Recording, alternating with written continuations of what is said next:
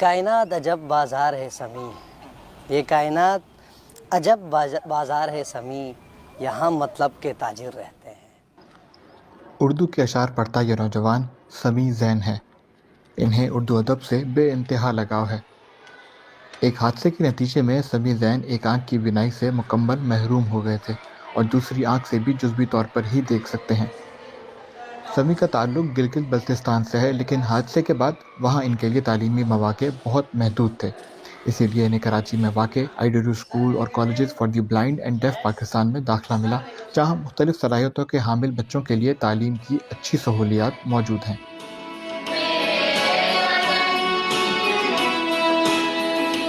گھر والے بھی یہی سمجھتے رہے کہ بھائی اب یہ کیسے پڑھے گا، بھائی اس کی آنکھ تو چلی گئی، اس کی وجہ سے یہ آنکھ بھی متاثر ہو چکی تھی، تو اسی وجہ سے میرے گھر والے تو مایوس ہی ہو چکے تھے۔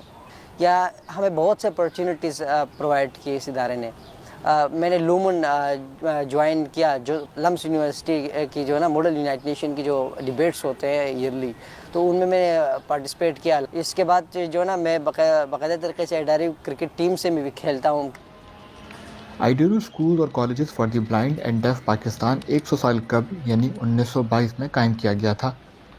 آئی ڈی مختلف صلاحیتوں کے حامل بچوں کو پہلی کلاس سے ماسٹرز تک نہ صرف مفت تعلیم فراہم کرتا ہے، بلکہ ہاسٹل، علاج، معالجہ اور پیشہ ورانہ تربیت کی سہولیات بھی مفت فراہم کی جاتی ہیں۔ آئی ڈی کا ڈگری پروگرام کراچی یونیورسٹی سے الحاق شدہ ہے۔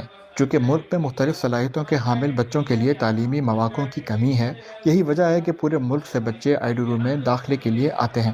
اس لیے آئی ڈی نے رشید آباد میں بھی ایک شاخ قائم کی ہے۔ اسکول میں طالب علموں کو خود مختار کرنے پر زیادہ زور دیا جاتا ہے اور ساتھ ہی انہیں جدید ٹیکنالوجی سے بھی روشناس کیا جاتا ہے تاکہ وہ عملی زندگی میں بھی کامیاب ہو سکیں۔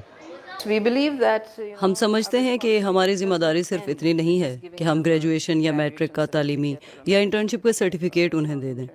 ہمیں انہیں معاشرے کا فعال رکن بننے میں مدد کرنا ہوتی ہے۔ اس مقصد کو پورا کرنے کے لیے ہم کارپوریٹ سیکٹر کے ساتھ مل کر کام کرتے ہیں اور ایسے مواقع دیکھتے ہیں جہاں ہم اپنے بچوں کو کوئی انٹرنشپ کروا سکیں۔